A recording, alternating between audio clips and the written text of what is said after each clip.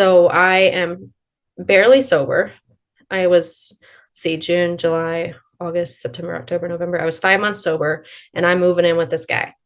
Oh my You gosh. know? So I moved to this area, and we were going to meetings. He was on house arrest virtually. It's community control here, but basically house arrest without the ankle bracelet. And so he was just going to work, going to meetings, and that was it. We didn't have a car. Luckily, we did have a house. Like he had a house, and so I moved in with him. And there came a point in time when we were together. I was happy, but and we were going to meetings, but I was just miserable inside. Like I didn't want to die, but I didn't really want to keep living the way I was living. Yeah. And I was like, I got to do something. And so I finally, after a few months of living here, asked somebody to be my sponsor and started working the steps. It's funny because the person that I picked because she had a record and she'd been to prison and all Yeah. the things. And she is the most godly person I have ever met in my entire life.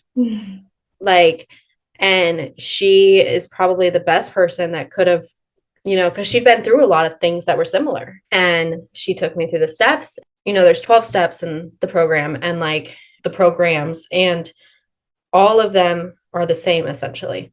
And it's all leading you to God, all of them. Like they're all meant to lead you to God and this relationship with God because I can't, but he can. We've all been trying to fill this hole inside. We got to fill it with God or we're going to keep filling it with Yeah. other things and then it's going to get back empty. So, and she helped me build this relationship with God. And I was on my knees praying every single day, and I was doing the things. And then slowly but surely, I was happy again. Um, Wow. It's kind yeah, of like eating healthy though, right? Where it's like you have to do it every day. Like you've got to do it every day to feel like I know I need to seek him every day. Otherwise, like I'm going to be losing my marbles. yes. It's funny because even still today, right? So today, for example, when I woke up, I didn't pray, I didn't do the things, I still fall short sometimes. And Yeah. I have a 2-year-old, and he love him so much, but today was just one of those days Yeah. where he was cranky, I'm cranky, and I'm having just one of those days. And I'm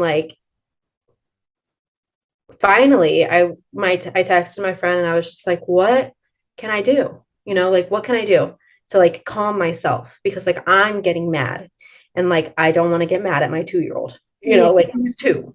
Um, he's two. I don't want to get mad at him and his little emotions that he doesn't even know about.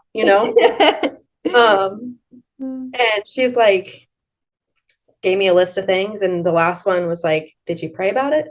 You know, did you pray about it? Did you give it to God? And that's the relationships that I have in my life today.